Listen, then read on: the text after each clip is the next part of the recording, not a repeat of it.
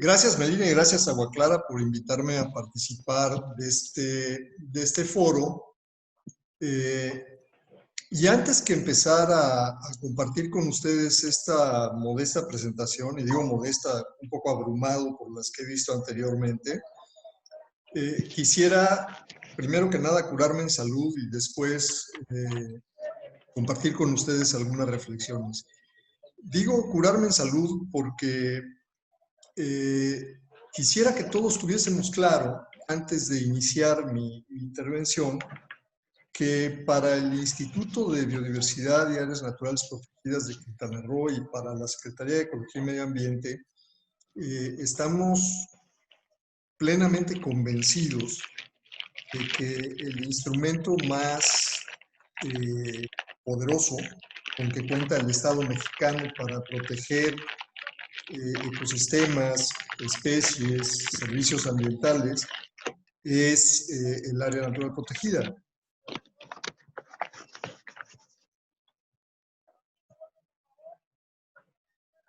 Que partir de esa premisa, un poco para intentar entender lo que voy a tratar de compartir con ustedes en adelante.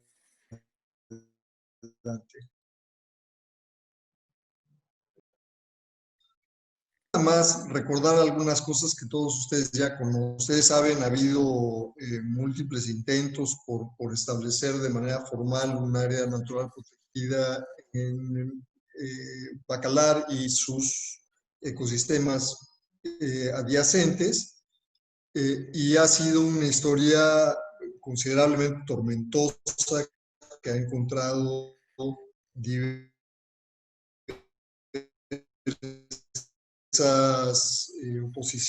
muchos tropiezos, dificultades, y que no deja de poner sobre la mesa el hecho de que para proteger un cuerpo de agua o un sistema de cuerpos de agua necesariamente se requiere, si se quiere tener un instrumento robusto, se requiere de la competencia del gobierno federal.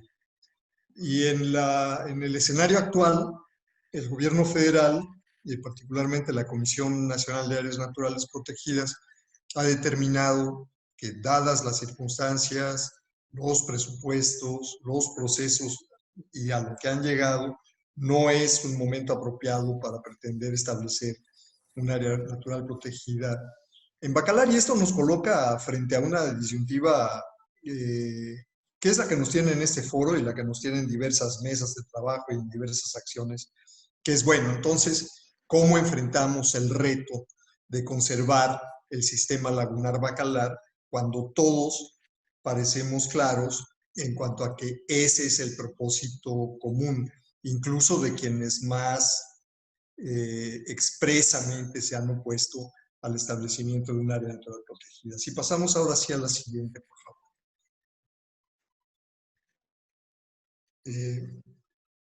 ¿Sí me están? Sí, sí me están. Bien, esta nos la brincamos. Hay una nueva edición de esta presentación, pero bueno, no importa.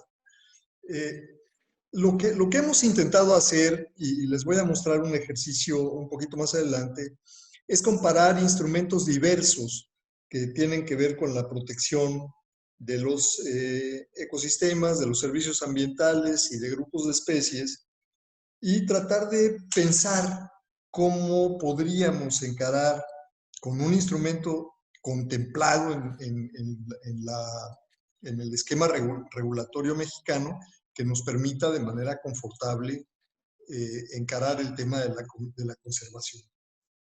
Y ha habido cualquier cantidad de propuestas, y entre muchas otras, una de las que ha aparecido de manera más reiterada ha sido este modelo de ordenamientos territoriales comunitarios, los OTCs. Los OTCs no pueden suplir lo que sería un área natural protegida que cubra a todo el sistema de Bacalar, con un criterio de paisaje, con un criterio que se aproxime a la idea de cuenca, con un criterio que permita también proteger lo que sucede fuera del cuerpo lagunar propiamente dicho. Por diversas razones. Y el primero es que el OTC fue un instrumento diseñado fundamentalmente por la Comisión Nacional Forestal y que está orientado a ordenar la forma de apropiación de los recursos forestales de los ejidos que tengan ese uso del suelo como ocupación, como vocación principal.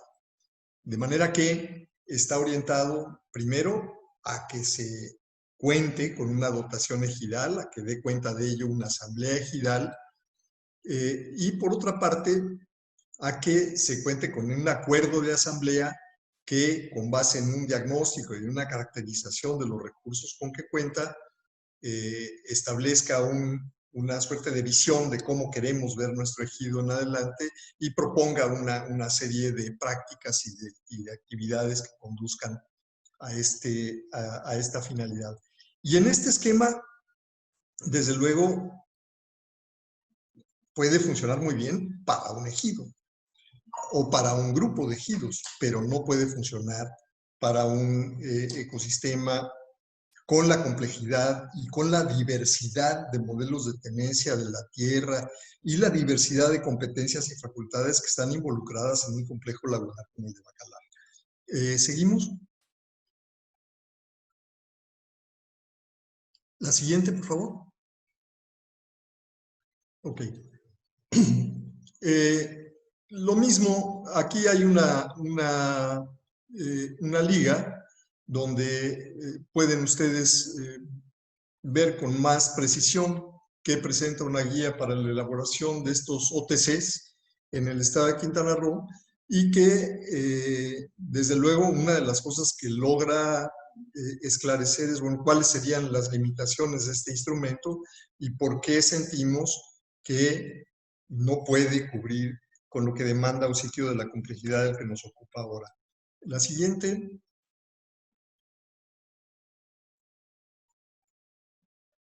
Ok.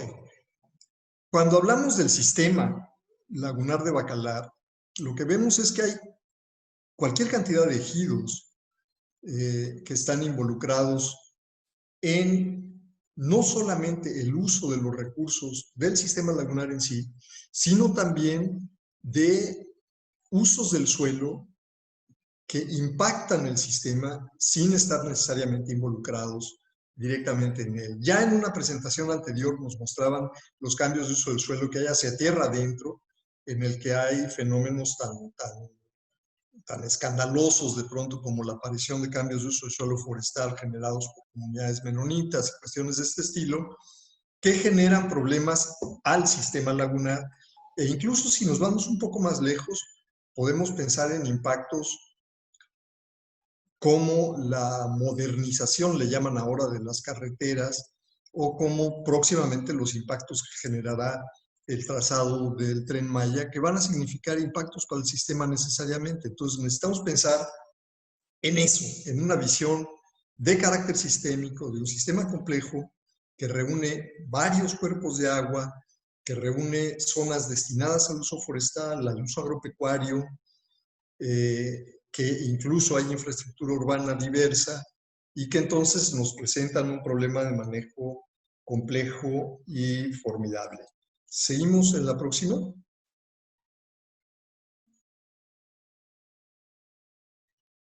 Ok. Un poco pensando en esto, lo que intentamos hacer, y este es el ejercicio que les comentaba hace un momento, es decir, frente a esta gran oposición al establecimiento de un área natural protegida, ¿qué ve este colectivo social de variopinto que en Bacalar y en sus alrededores muestra una inquietud frente a la propuesta de establecer una ANP y la siente como una suerte de imposición? ¿Qué es lo que ellos quieren y cómo se diferencia esto de establecer una ANP? Entonces, lo que hicimos fue, digamos, saber cuáles son los indicadores para la elaboración de programas de manejo. ¿Qué contiene un programa de manejo de un área natural protegida? ¿Qué tanto se parece o qué tan distinto es de lo que se generó más recientemente, un poco a la luz de la oposición que despertó la idea del área natural protegida y que fue esta idea del ProTur, un programa de gestión común para el uso turístico? Pongamos la mirada entonces en el uso turístico y veamos qué se puede hacer a partir de esto. Y, por último, cuál es la visión de quienes más focalmente se han opuesto tanto al ProTour como al área natural protegida y qué diferencias presenta. Y nos hemos encontrado, para nuestra sorpresa, con una curiosa ironía.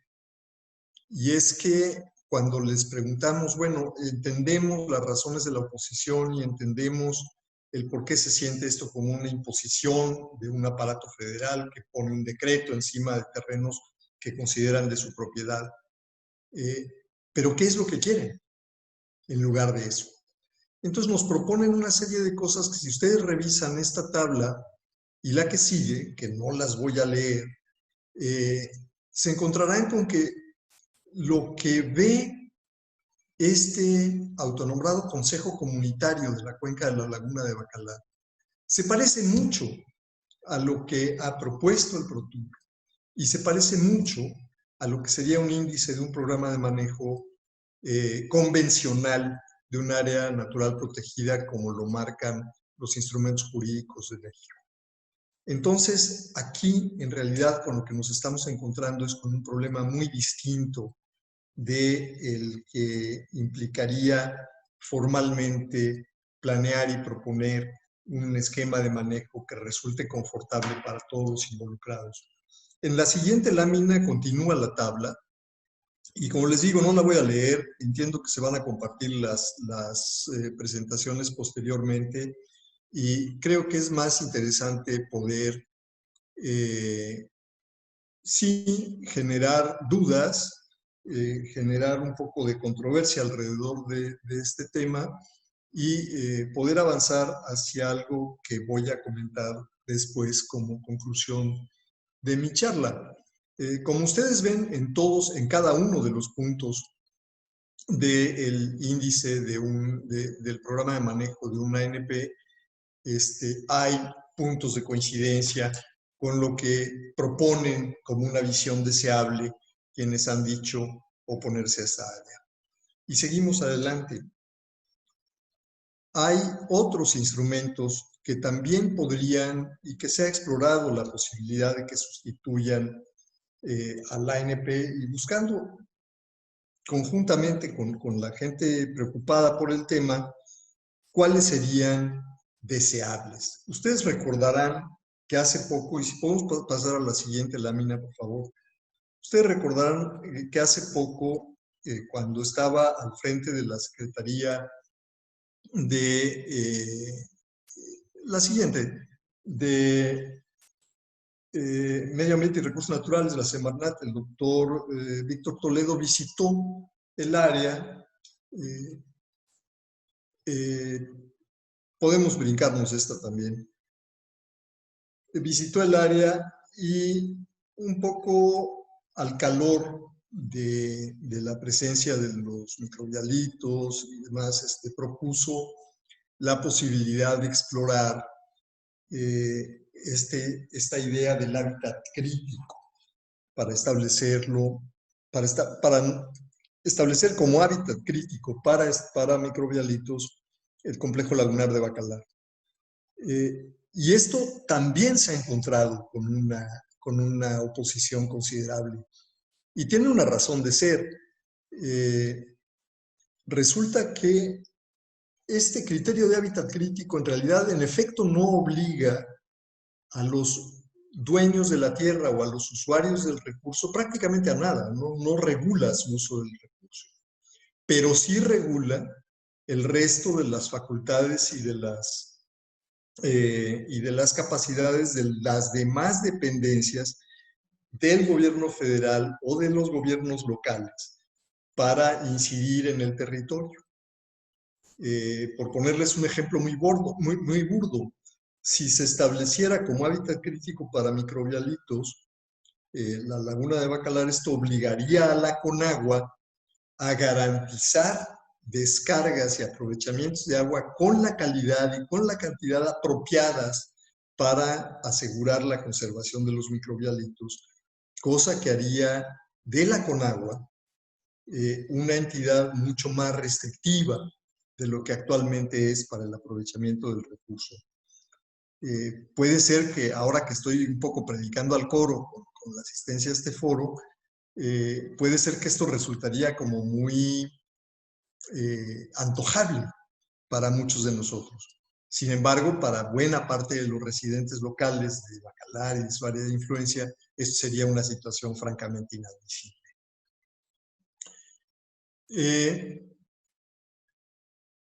Muy rápidamente, frente a esta idea de hábitat crítico y frente a otros instrumentos de conservación o que pueden contribuir a la conservación, lo que nos encontramos es una lista muy considerable de amenazas y de problemas ambientales y sociales que enfrenta el sistema, que todos ustedes conocen, que no voy a hacer más que citar muy rápidamente, y que hacen que resulten de difícil aplicación estos instrumentos parciales, fragmentarios o orientados a una especie o a un grupo de especies que hacen que no resulten instrumentos eficaces de manejo.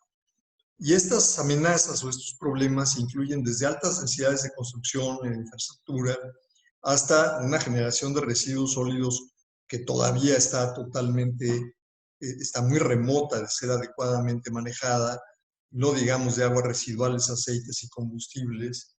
Hay una baja cobertura de drenaje, el agua se contamina por una falta de tratamiento adecuado, y los desechos sólidos se incrementan y llegan directamente con frecuencia a los cuerpos de agua, y esto es particularmente cierto de los plásticos de un solo uso. Suele haber un apetito grande por cambiar el uso del suelo de los sitios cercanos a los márgenes de la laguna, y esto genera la pérdida de cobertura de vegetación de mangle. Bueno, los daños directos a los microbialitos los conocen ustedes mejor que yo. La falta de regulación de la navegación, si bien sí puede ser suplida con la emisión de un reglamento más robusto por parte de APICRO, no puede dar cuenta de todo lo que implica el manejar apropiadamente las condiciones ambientales del complejo lagunar. Los fenómenos hidrometeorológicos son una amenaza siempre presente y creciente en un escenario de cambio climático global. El Tren Maya, desde luego que va a tener impactos importantes más allá del trazo de las vías, etcétera. No tengo por qué seguir enumerando una lista que ustedes conocen quizá mejor que yo. Si pasamos a la siguiente.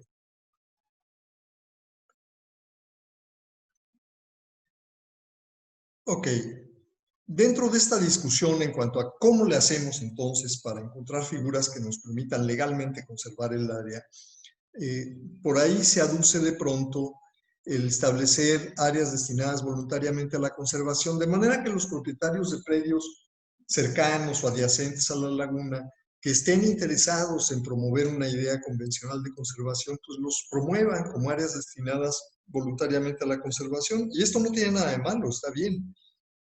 No suple, sin embargo, una DBC no suple la necesidad de conservar el sistema en tanto sistema. Primero porque está limitada por criterios de propiedad de la tierra. Un ejido puede proponer su dotación con una DBC, un pequeño propietario puede proponer su predio con una DBC, pero un gran complejo donde hay tantas modalidades de tenencia, tantos intereses diversos, tantas propuestas y proyectos diferentes, no puede garantizar su protección simplemente sumando como una especie de mosaico o de rompecabezas de pequeñas ADBCs. De manera que este modelo, si bien es un modelo que se puede emplear, no puede considerarse como suplente o como suficiente para establecer un proceso de conservación o de protección apropiado a las necesidades que el sistema presenta. Seguimos, por favor. Una más. Ok, antes de terminar, quisiera nada más hacer un par de comentarios que me vinieron a la mente a partir de la la exposición de Paco, precisamente, que en realidad los debía haber incluido, pero por alguna razón se me escaparon. Y es esta idea del establecimiento de una unidad de manejo y aprovechamiento para la conservación de la vida silvestre, una UMA no extractiva, similar al modelo que se probó en el caso de tiburón ballena. Yo no puedo sino preguntarme si el caso de tiburón ballena y su vinculación con el área de protección de flora y fauna de Yumbalam es un buen ejemplo de un modelo que contribuya a la conservación de un sistema. Quizá haya servido para avanzar en el ordenamiento de la actividad de avistamiento de tiburón ballena, pero yo cuestionaría su capacidad para garantizar la protección otra vez de un sistema. Y esto además del hecho de que tiene una debilidad jurídica importante. También las UMAs están predicadas a la propiedad del predio. La figura de la unidad de manejo, tal como la estableció la Ley General de Vida Silvestre, está dirigida a que predios ejidales o privados se destinen a la conservación para el uso de una especie o de un grupo de especies, ya sea extractivo o no extractivo. Pero si no eres propietario del predio, como no puedes ser propietario de un cuerpo de agua, pues entonces poco contribuirán con fuerza jurídica a suplir las necesidades de conservación. Como ven, y con esto termino, el panorama es bastante complejo y quizá el camino fácil habría sido el decir, empujemos la publicación de un decreto de ANP, cueste lo que cueste, y después hablamos, ¿no? Ya con un instrumento legal entre manos. Esto, desde luego, no ha sido posible. Se ha percibido por una comunidad muy vocal, muy organizada, muy robusta, como una suerte de imposición de la autoridad federal. Se han opuesto y han logrado, desde luego, detenerlo. Y nos obliga a seguir ahora el camino difícil. Frente a esta oposición, ¿cómo hacemos para proteger no los microbialitos, o no las chivitas y las aves de presa, o no el manglar? ¿Cómo le hacemos para proteger el sistema lagunar y proteger además las condiciones ambientales que garantizan su persistencia en el largo plazo? Como empecé diciendo, ahora repito que el modelo que ofrece el Estado mexicano más robusto es el del área natural protegida. A lo que esto nos obliga es entonces a seguir un proceso de construcción de gobernanza que nos permita llegar a acuerdos que por lo menos se parezcan a lo que la ley ofrece como un área natural protegida, y un esquema, por tanto, regulatorio que resulte aplicable y confortable para los diversos usuarios del sistema, incluyendo desde luego a las gentes que tienen el corazón puesto en la conservación, como son desde luego la mayoría de los participantes en este foro. Sin más, los dejo por ahora y estamos a sus órdenes para continuar en estos esfuerzos en el futuro.